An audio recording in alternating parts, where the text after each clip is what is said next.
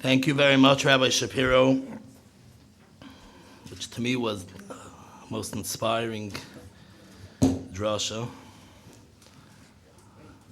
I personally really appreciate Rabbi Shapiro. I personally really appreciate you literally getting onto a flight, coming here to speak, and getting back onto a flight back to North Miami Beach.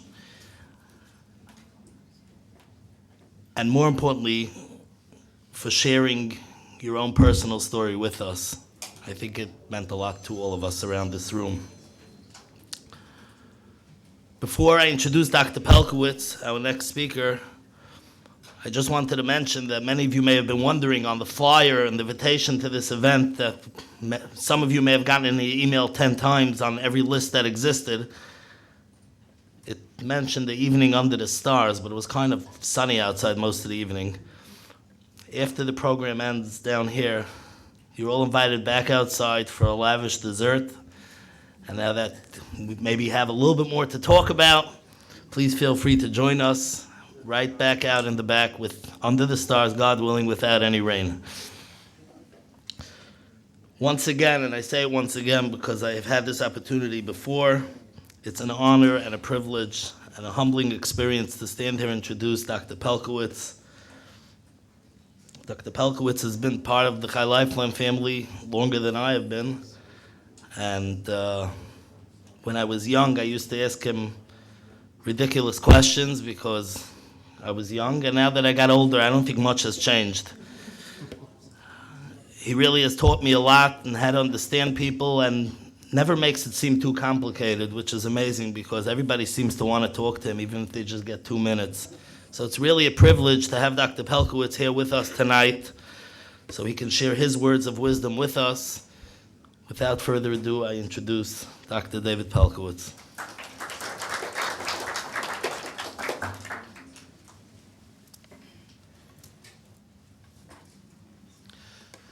Thank you so much for the invitation. Let me start with thanking the hosts, with the Farbmans, for opening their beautiful home to us. Thank you.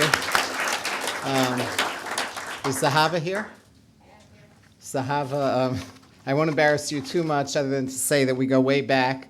She was a little girl in Pittsburgh, and our families were very, very close. I used to tell her and her siblings stories. I think that's the way I got ready to tell stories as an adult. What? I practiced on you and your siblings, and so thank you for that.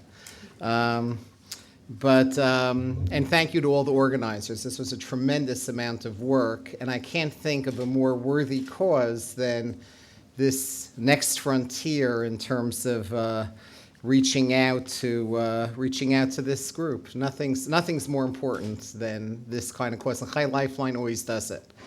I'm also going to focus on 3 main areas in the half hour or so that I've been asked to speak. Let me start just by words of introduction, by sharing with you a, you know what, I'll start with the story. Because I was just thinking about, again, the power of optimism and the power of Rabbi Shapiro's words and how hard it is and how it's all a matter of focus. The research always shows this, though, that the ability to train ourselves to try to have that kind of hope is often the source of resilience, although it's not easy. And it often is probably a life's challenge to be able to do it. It's a story I heard a little bit after 9/11 from some colleagues in Boston. I was very involved in working with families who had immediate loss, especially in the World Trade Center, and we became part of a whole network of people doing work with families both in the Washington, D.C. area and the Boston area. And one of the psychiatrists in Boston told me the following story. A story about Fenway Park, where the Red Sox often lose to the Yankees, right? So it was an off day, and there was the 10-year-old son of a groundskeeper in Fenway Park. The only people in the stadium was this man, the father of this 10-year-old boy, and an 80-year-old man who somehow wandered into the stands and was watching this boy who was playing out his fantasies on the field. He was given free run of Fenway Park. And the boy goes to home plate, and he has a baseball in one hand and a bat in the other, and he screams out to the stands, playing out the fantasy, "I'm the greatest baseball player who ever lived." The boy swings and misses, strike one. Doesn't seem daunted. And he, again, picks up the ball, says, "I'm the greatest baseball player who ever lived." Swings and misses, strike two. Does this 20 times in a row. On the 20th time, again, he says, "I'm the greatest baseball player who ever lived." Picks up the ball, swings and misses, strike 20. The 80-year-old man just can't take it anymore. He loves self-confidence, but this is ridiculous. So he slowly makes his way down the stands, and he calls out to the boy. He says, "Sonny, come here. I want to have a talk with you." The boy says, "Yes." He said, "Look," he says, "I admire your confidence, but you just missed the ball 20 times in a row. How could you keep on saying I'm the best baseball player in the entire world?" The boy looks at him and says, "Yeah, but did you ever see such incredible pitching?" Okay? That's not an easy goal to reach. Do you focus on the strikes? Do you focus on being the pitcher? And yet, that's the challenge. I'll start with a very deep kind of thought that I've shared with some of you in the past from Rabbi Yerucham Levovitz, great rabbi in pre-Holocaust Europe. So Rabbi Levovitz said the following. Talks about a very cryptic passage in the Torah that describes God's footstool. And it says God's footstool was sapphire. Embedded in the middle of this sapphire footstool is a brick. And our rabbis tell us that the brick is a reminder of the suffering that we had in Egypt. So Rabbi Levovitz, in his psychologically incisive way, asked the obvious question, Ma inyan shibud la'achar hagula? Why would you have a reminder, whatever that means in terms of God, of our suffering after we're free? It makes no sense. And he answers, and this is, I guess, the purpose of tonight. He answers because, something in life, very often we go through hard times. In life, we might have to face the trials and tribulations of facing cancer, facing its treatment, facing its aftermath, having a family member going through the extreme ongoing stress of looking the possibility of death in the eye. And then things get better. For some of you, you may be well past the maintenance stage. You may be well past the active treatment phase. Or your family member may be well past that. And the question is, why have a night like tonight? Why have a program like this? Why have reminders of the brick when you're living a life of the light? So Rabbi Levovitz brilliantly says, you know why?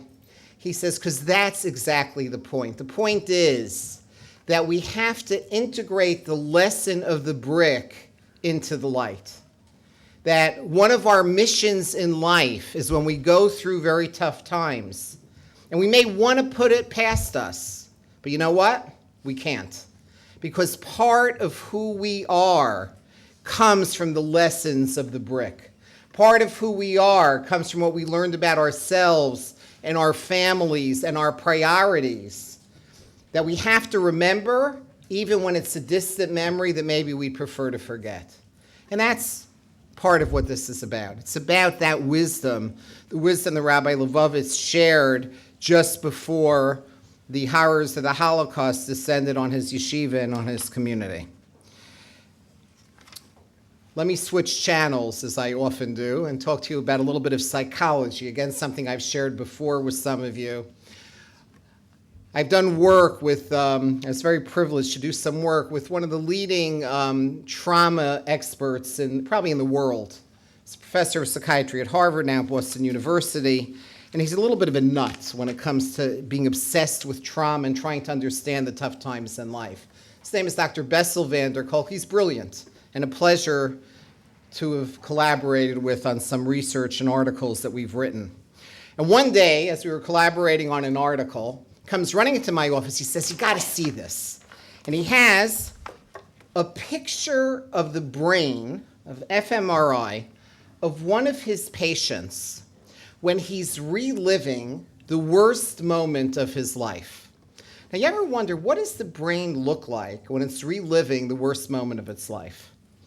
Okay, this was a man who was caught in the stairwell of the World Trade Center on 9/11, and by some miracle managed to get out to safety just in the nick of time as the building was crumbling around him.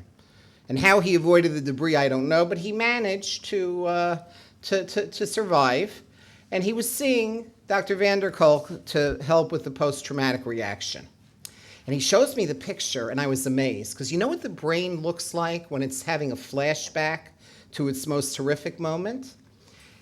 The language centers are shut down. Brokaw's area is shut down, meaning it's literally, the brain is rendered speechless. The Torah tells us that when Aaron heard about the death of his two sons, Vayidom, the words are, he's rendered mute, not just silent, dmimut. It's literally, you're shut down. But here's where it gets interesting. And again, it's what tonight's about. What Dr. van der Kolk then showed over the course of the next number of months is that as he gave this patient words for his pain, as he helped this man light up Brokaw's area, light up the language centers of the brain, that's when healing came. Healing came from the words and the meaning that this man came to give to the experience that nearly ended his life. It's an amazing thing. Rabbi Charlap, who's a rabbi, a well-known rabbi in Jerusalem in the early 1900s, I'm privileged to work with his grandson now, YU. So Rabbi Charlap wrote in his Haggadah Meimarim the following. He says, you know something? Slavery takes away our koach hadibur, meaning slavery takes away our power of speech. And you know what we did not too long ago, a couple of months ago, when we all gathered around the table on Seder night and had Magid, had the Seder, we were lighting up Brokaw's area. We were giving words. Our answer to pain and suffering is to gather around that table with our family and with our people and with guests and to light up Brokaw's area to give words. Again, that's what tonight's about. So that's by way of introduction. It's interesting. Rabbi Shapiro spoke about tears, because this isn't just about words. Do you know that there's some new research on tears that's fascinating? You know what they're discovering? Tears have in them stress hormones. And what happens when you cry, in part, is you're releasing stress hormones. And there's definitely a place for tears. Very early in my career, I was young, I didn't know what the heck I was doing. But I was a psychologist at North Shore Hospital, and I, probably because there weren't many other people willing to do it, they assigned me to the pediatric hematology oncology unit. I really didn't know what I was doing. I was probably in my late 20s. And I was lucky to be working with a psychologist who was on the team at Rockefeller University that started biofeedback, the team that started the whole field of biofeedback. And we were friendly. And at the time, there was a young child with cancer who was maybe 10 months old.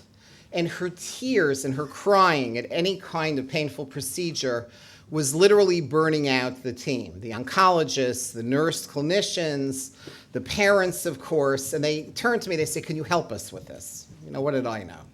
But I did an experiment with my friend, and then we called the whole team around next time that they had a painful medical procedure on her.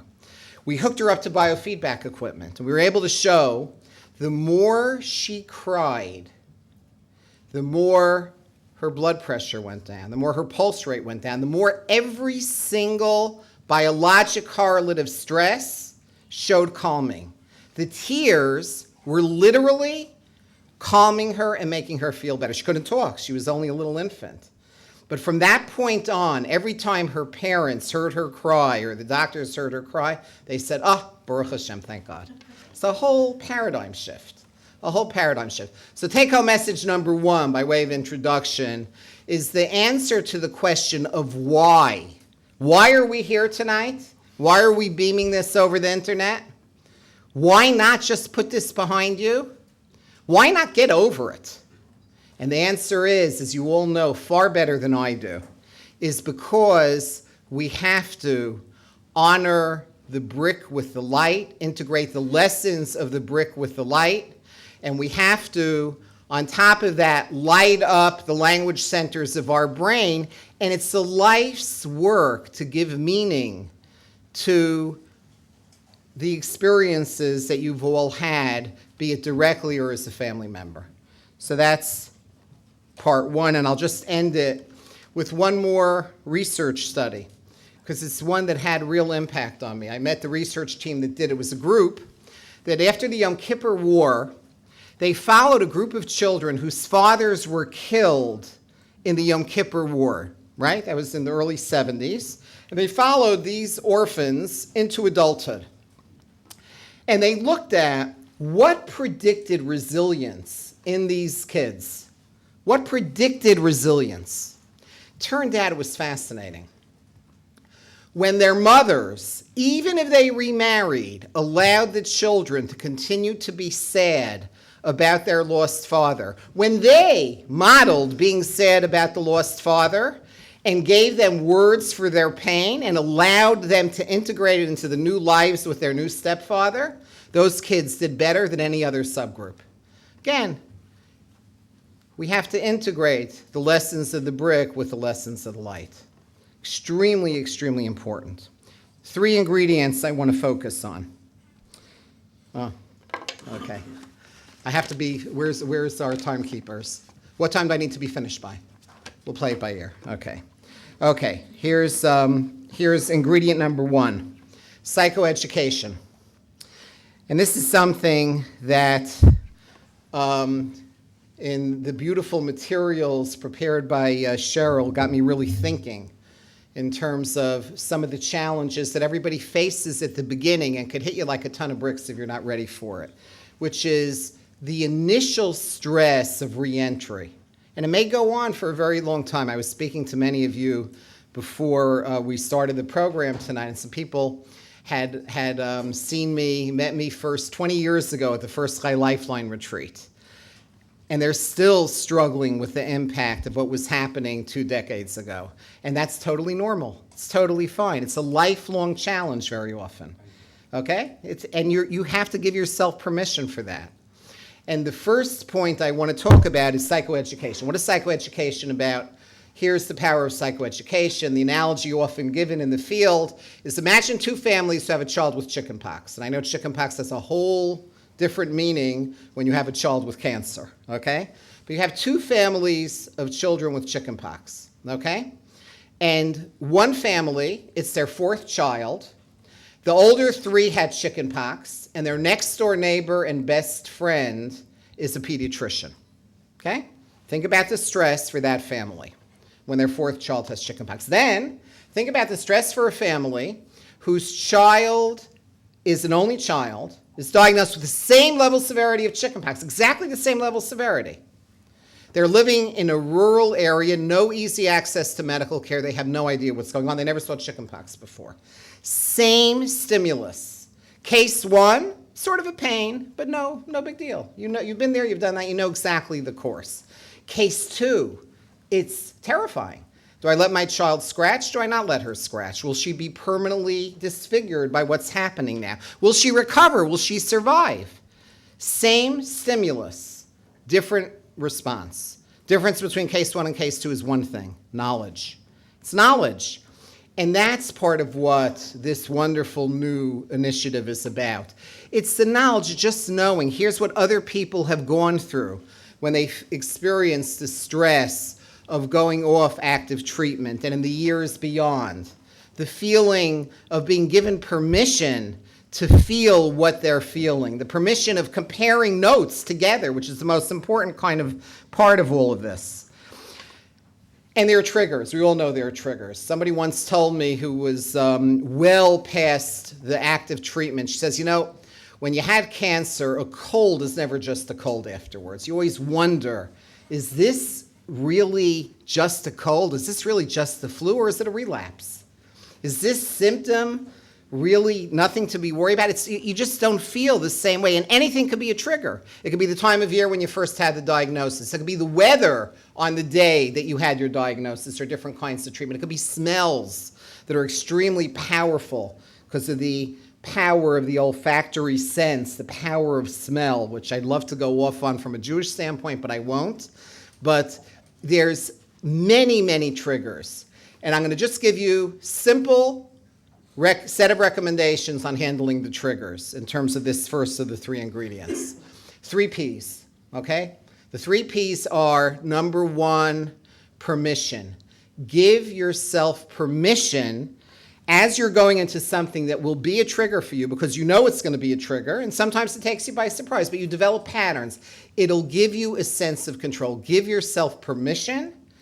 And we've heard from our rabbis the Hebrew word ashrei, the highest level of happiness, is tied to the Hebrew word ishur, to validate.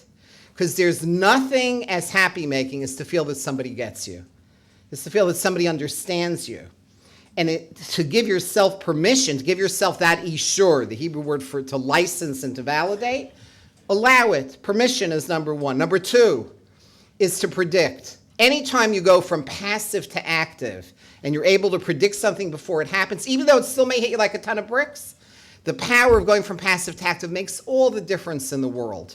I mean, all the research on going through the tough times in life shows that anything you could do to go from passive to active. There was a magnificent talk I remember Rabbi Matisyahu Solomon gave the day after 9/11 in Brooklyn.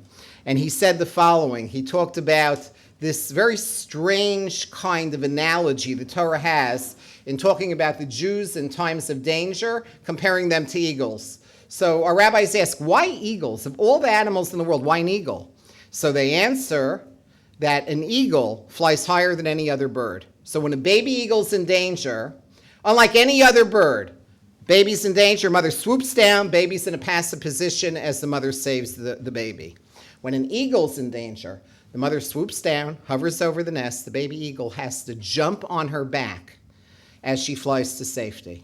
So unlike any other living thing, the baby eagle has to take an active role in its salvation. And that's the bottom line of this first main point, which is to remember those 2 P's. And the 3rd P is a coping plan. There's nothing quite as important as figuring out what works for you. You could let go of the branch. I love Rabbi Shapiro and everything he said. And what we're saying is actually synergistic. As you let go of the branch, you still have to do your own thing. You have to find out what works for you in coping. For some people, it's going to be distractions. For some people, it's going to be to turn to others. For other people, it's going to be to immerse themselves in Torah study or in research, or to immerse themselves in doing good for others. Everybody has a different coping plan. Most of you have heard my story about the coping plan and the vision of about coping and the vision of Chassid. Let me tell you this story for those of you who haven't heard it, and even though I know probably at least half of you have heard this. It goes like this, because this has impacted my view of working with the people who have gone through some of the greatest suffering. I was in Israel at the height of the Second Intifada speaking to a group of therapists in Jerusalem Trauma Center.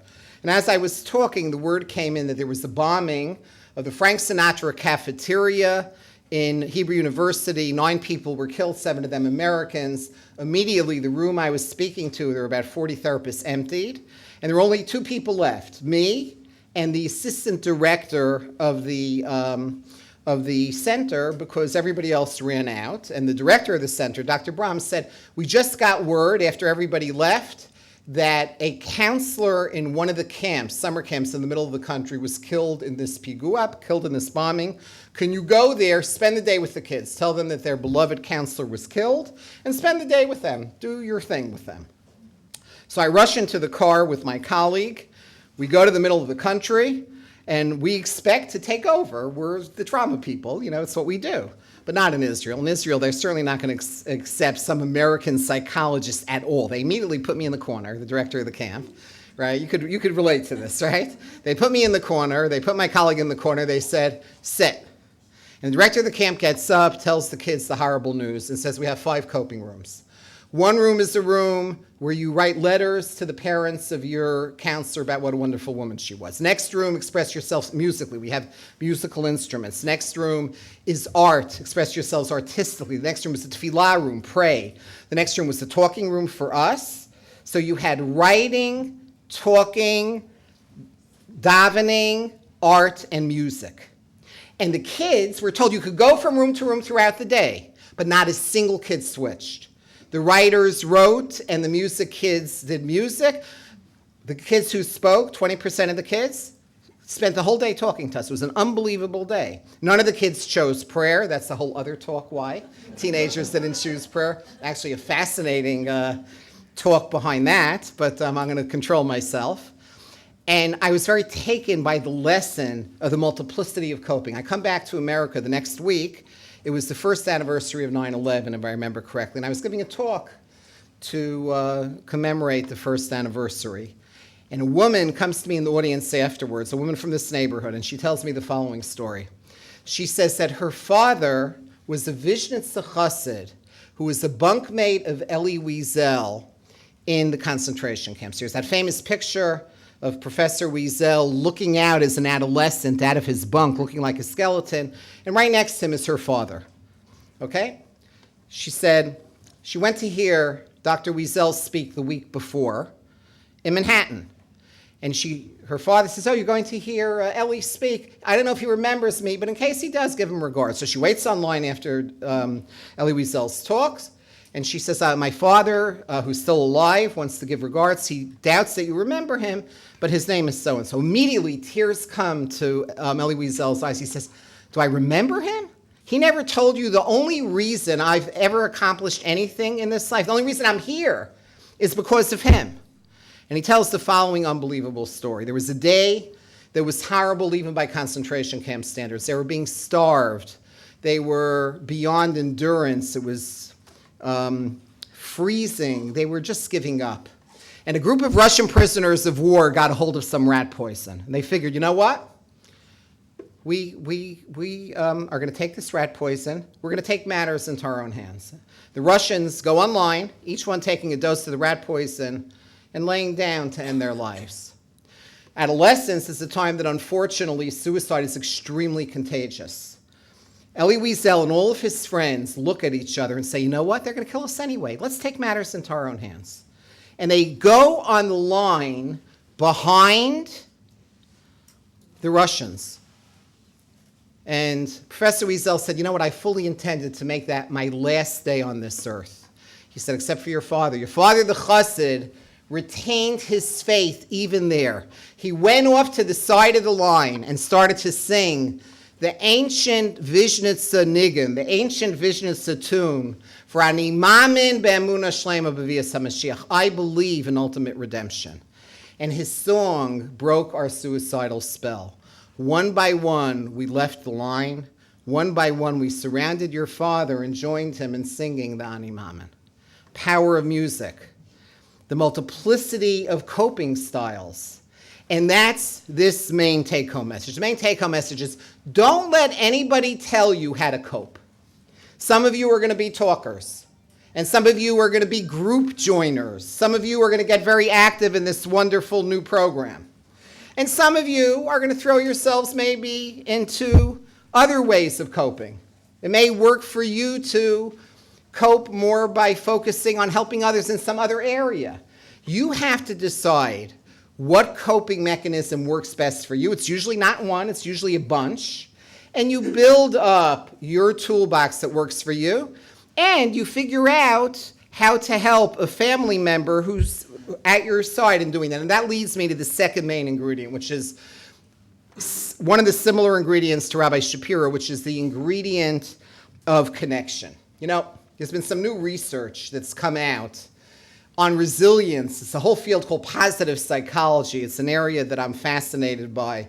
Teach some courses on positive psychology from Judaism. I have a book that's, God willing, coming out with my father, God willing, on positive psychology from a Jewish perspective, because there's unbelievable wisdom in Judaism on how to mind the power of this, and it was anticipated by the Musser masters a long time ago. But one of the key questions they say in positive psychology is, if you want to know, you have only one question to ask somebody to predict their resilience. Should I tell you what the question is? Only one question.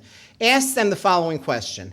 Do you have one person in your life who you're close enough to that you could wake them up 3 o'clock in the morning if you really need to talk to them? Now, I wanted to test this. I came across this study, and I wake my wife up 3 o'clock in the morning. I say, quick, get up, get up. And she says, yeah, what is everything okay? She says, I said, can I talk to you? She said, yeah, sure. So I said, okay, good, go back to sleep. Okay? So that's the connection part. But I know, and you know far better than I do, how hard it is sometimes when you're coming off active treatment because you feel somehow set apart. You might feel somehow that people don't get you. You might feel disappointed by some of your friends, totally normal, who maybe weren't there the way you think they should have been, or maybe didn't quite know how to reach out to you in an effective kind of way. And in terms of that component of connection, I think that I'll just say the obvious, okay? And that's that try not to give up on the people who might have disappointed you. Just try not to. Try to figure out a way to go from passive to active and tell them the best way they could help you. You know, there are a lot of different ingredients to getting the right kind of help. So one ingredient might be to just tell them, I need you to maybe not only talk to me about my illness, you don't have to talk to me about it. I just need you to be there. I need you to talk to me about this or about that, and to be specific about exactly what you need. And not to do it in a critical way, but to actually put words to it. And I think that that component is, you know, when we did some research on this in some of our treatments for people who go through traumatic times, we broke it down into, what do you need? Do you need emotional closeness from somebody? Are you looking for feeling needed by them? Okay? Are you looking for reassurance of your self-worth? Being there when I need you? Do you need information from them? Physical assistance, material assistance? It's very hard for people to know how to be supportive in the right way, even after maintenance. Now, I had an experience with I'm going to hold off on that experience. Let me just control myself. I'll just end this part with a study that I've been quoting probably to the point of nausea for the last few years since I came across it because I love it so much. They take somebody to the bottom of a hill, and they ask them to estimate the steepness of the hill. If they're alone, they see the hill as very steep. If they have somebody at their side, the hill looks less steep. The closer you are to the person at your side, the less steep the hill looks, and the less tired you get walking up the hill. Isn't that a beautiful study? I love that study. The power of connection, the power of having somebody at your side, the power of being able to know that there are some people in your lives that no matter what, you could share with them your darkest fears or ask them for anything. And if they're not there, to try to recruit them and educate them, because most people, not so deep down, want to be able to do it, but don't know how to do it. Front page of today's Times, I'd recommend reading. Because the front page of today's Times had I think it's Bashert that it was the front page of today's Times. It's about the incredibly complex conflict going on about the kind of memorial museum to set up at Ground Zero in downtown Manhattan. And there's tremendous fighting about it. And there's a whole group of people, of families of survivors, who are saying, hey, wait a second, you can't have pictures or anything about the bombers and the people behind the plot, because that would be extremely disrespectful. And other people saying, that would be like having a Holocaust museum without mentioning the Nazis. And then people are fighting, and some people are saying we need this, and other people are saying they need that. And as I read the article, what kept running through my mind, it's, yeah, they're right, and they're right, and they're right, and they're right, because the needs of everybody in this room, if I went around and we took time to ask you, what would be most helpful? What's your spark of light in terms of what you found most helpful? I asked some of you who I talked to before the program tonight, what you found most helpful. And everybody had brilliant ideas, but no two people the same. And the question is how do we educate those closest to us how to learn how to listen to us? The Hebrew word listen, ozen, the instrument for listening is tied to the Hebrew word maznayim, a scale, because embedded in the word scale is the word ozen. There's something very balancing about feeling heard and feeling understood. So that's the end of that second ingredient. And now to go to the final point on that ingredient, because I'm not making it clearly enough. And it's about, ultimately, what this is about. And again, this is a lifelong task. I'm certainly still working on it. But it's a brilliant insight from Rabbeinu Tzadok. Okay? When did Rabbeinu Tzadok live? Yeah. Long time ago. Okay. Well, it was a while ago. Okay. So listen to what Rabbeinu Tzadok says in Sikos Tzadok. Kishem shetzarich adam lahamin ba'Hashem yisparach kach tzarich achar kach lahamin ba'atzmo. Just like we have to have faith, as we've been talking about, in believing in God, we also have to have faith in ourselves. Ratzalomar, sheyesh la'Hashem yisparach esakimo. God cares about us. V'she'einenu poel batel shebein laila hayu vein laila avad. We're not some insignificant creation who's here one day and gone the next. Then he goes on to write.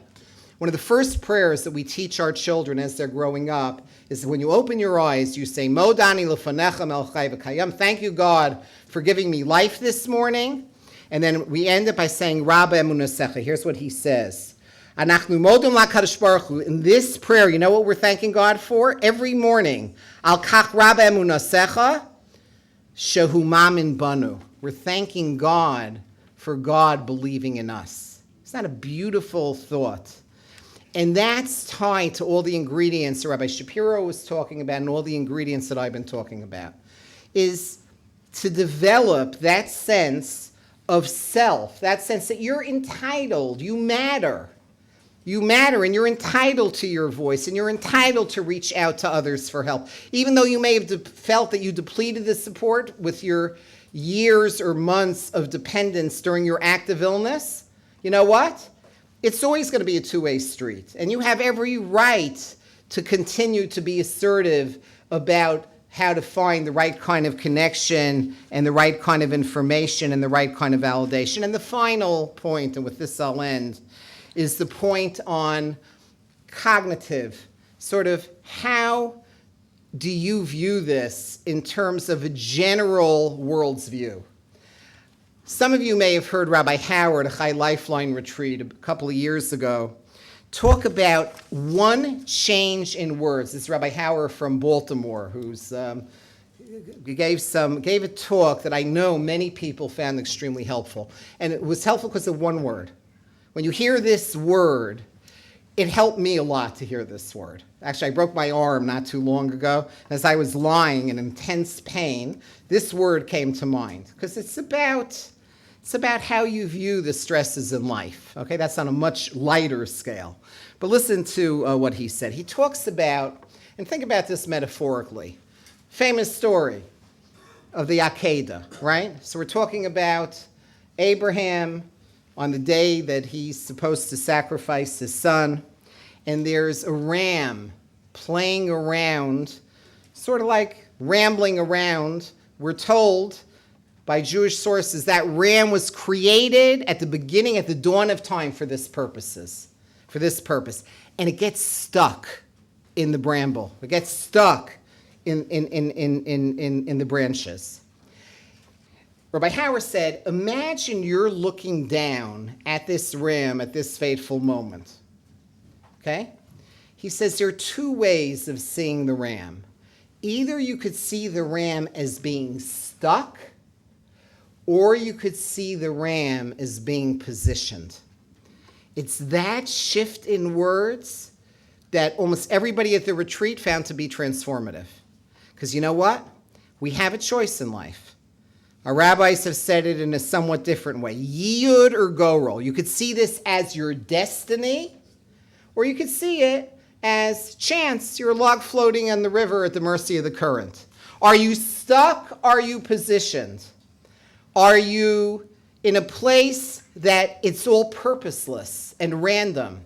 In which case, all the research shows you're going to feel not too great about the experience. It's going to greatly, greatly increase your stress levels, and you're going to feel passive, and it's probably going to even impact in ways that we can't imagine. But if you're able to develop, and it's not easy, but develop an approach where you feel positioned and you feel, okay, this is something, of course, I wouldn't have chosen. This is my challenge in life. I'm positioned for this. This is you. This is my destiny, not go roll. Not me being the log floating on the river at the mercy of the current. It makes all the difference in the world.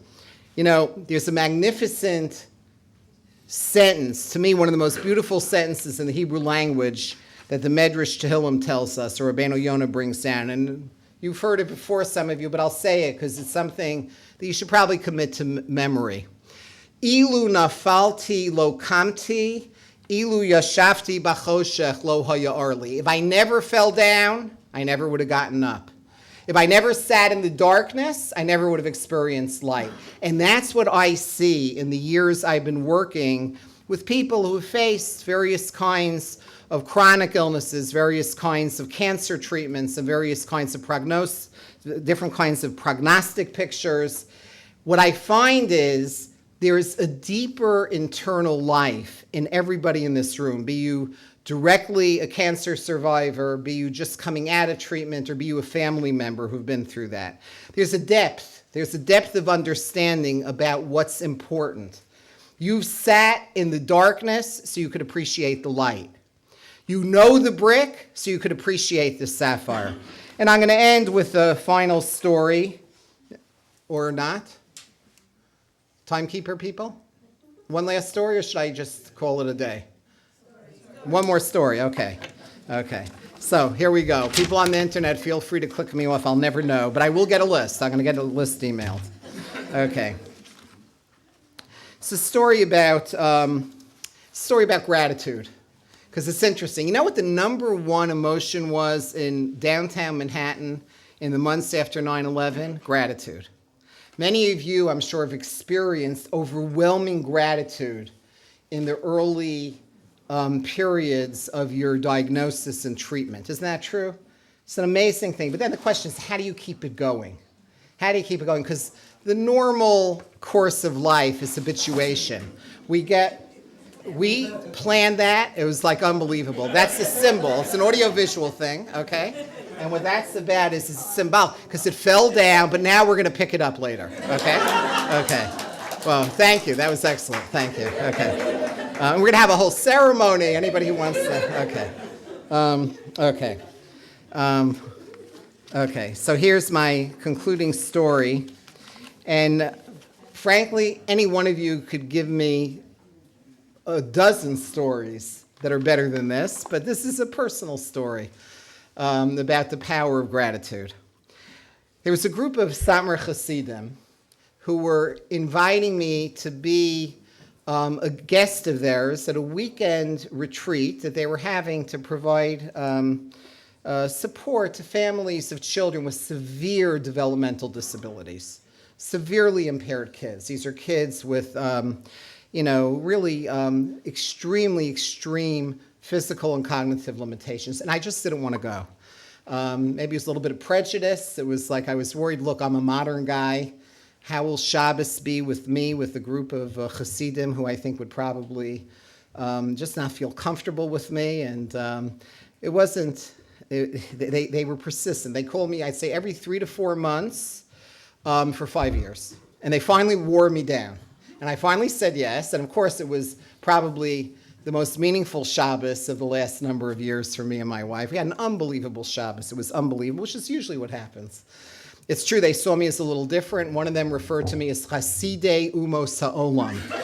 I was referred to as a righteous Gentile by some of them. That's okay. But you know what? From their standpoint, it was correct. It was correct, But they meant it really. They were wonderful, wonderful people, and I've kept up connections with some of them. And we had a Tish Friday night. And after the tish, this is about 1 o'clock in the morning, one of the fathers comes to me and says, "You mind if I meet with you? My wife and I, we just want to talk to you for a little bit." And it turns out they didn't want to ask me anything. They just wanted to share this story with me. I'm sure everybody here loves sharing their story because everybody here has unbelievable stories. I know it. And I've heard them from some of you, some unbelievable stories. But this will be the way I'll end. He sits with me in the corner of the hotel lobby, and he said that 8 years earlier he had a daughter. And she was born with severe cognitive and physical limitations. They said she'll never understand, she'll never talk, she'll never walk. But for him, almost worst of all, she was going to spend her entire life laying down. She'll never be able to sit up. And that somehow really got to him because, she could never make face-to-face contact, and it really got to him. And he heard about the new physical therapy program in Europe, where with a lot of work, a certain percentage of kids with this condition could maybe respond by learning how to sit up. And he says, this is worth it. And he flies to Europe with his daughter, and they work with her for quite some time. And it looks like she's going to be a responder, that with time, she'll be able to sit up. But he can't stay there. He has other kids. He has to earn a living. He has to go back to his wife and the other kids. And he begs them, teach me how to do this physical therapy. They say, look, you don't even have a high school education. We can't do that. But he was persistent, and he stayed with it. And he finally wore them down, and they taught him as much as they could. And he says he flies back home, teaches his wife, and he and his wife work nonstop for the next number of years to try to teach their daughter how to sit up. And then he says, do you mind if I introduce you to my daughter? I said, are you kidding? My pleasure. And he calls to a counselor at the other end of the hotel. And they wheel this severely impaired 8-year-old girl. You just look at her, you see, to see us, but she's sitting up. And she flashes the three of us $1 million smile that melted our hearts as we met her smile with tears of joy. Ever since that Friday night, I don't say the morning blessing of Zokef Kafufim, of thanking God for the simple act of sitting up, standing straight, in the same way. I've held on to that gratitude. You're all lucky in one way, okay? You've experienced that in various shades of meaning in a way that I'm sure was very active, even though I'm sure it was very hard to, very active in earlier stages of your psychological journey. And I think maybe the best bracha that I could share with everybody here is the bracha of this room, the bracha of the connection, the bracha of a group of people who you could probably wake up 3 o'clock in the morning, okay?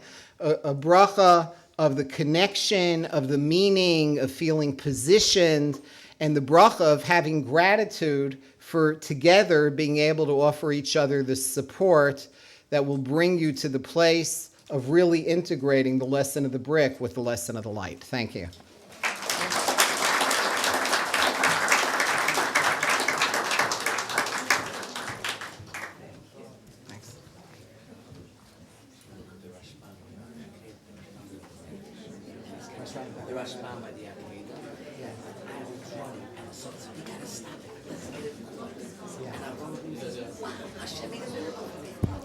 Again, you're all invited upstairs to the backyard to continue with dessert and just mingling and talking, connecting.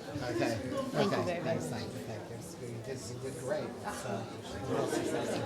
can arrange that. We're very impressed with you. That's it.